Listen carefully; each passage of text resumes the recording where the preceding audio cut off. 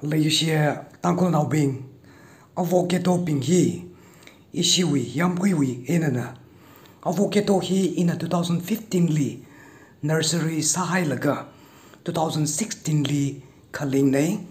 avocado hi iwi thei ku khuitha aka 5 to 6 years tingkum phanga kala thrukui alungli athei mathei phok tale iwi ena yang akhawa hi ariri mathei da klene Ari karan wi photo gala video nei ina issue yam kwili avocado arong 30 shiga ling sangai de le atam ngate da chingkum ngate da ka ajikum mahai la kaina arong khani hi mathai da le ina isha va ku tuili kaya ka kada da mathai kala da khanghan atam li arong akha ina Shaka langda mathai da lei da hang da lei avocado hi aman sakla ke ina pamta ariri pamta kle Hyderabad liver avocado hi per kilo li 400 ta da le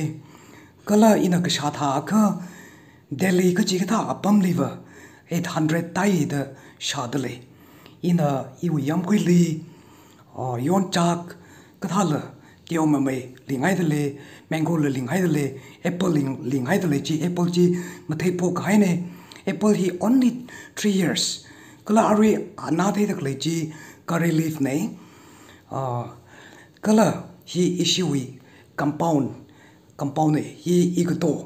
igto na shimsa dak le ne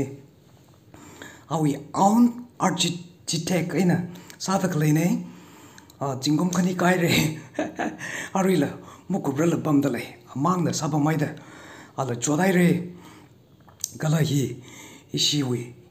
shimwi view ne hi ishi kayang ne ishi kayang tingrong na kuina mai da klei ne tingrong alung thungli ya okthi da klei ne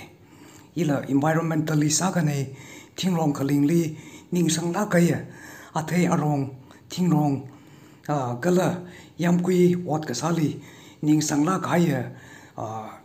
ila mi akane ina ling kasang athisho da athaila khuisai babam da le issue yam kuili hi ishi kayang ne kala hi pure local harne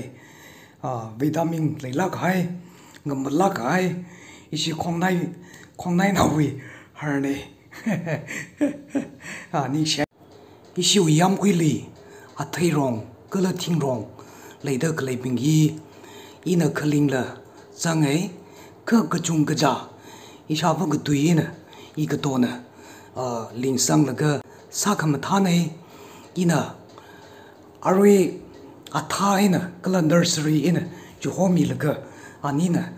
sam tha laga yang ka sang na avocado hi business la sapaye Kam taila kaina itumwi phasali kanala kaida hange itumwi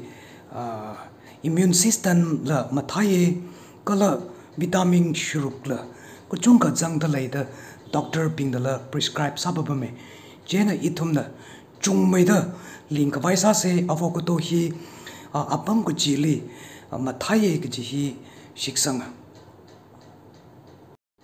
avocado hi iwi thei ku khuitha ka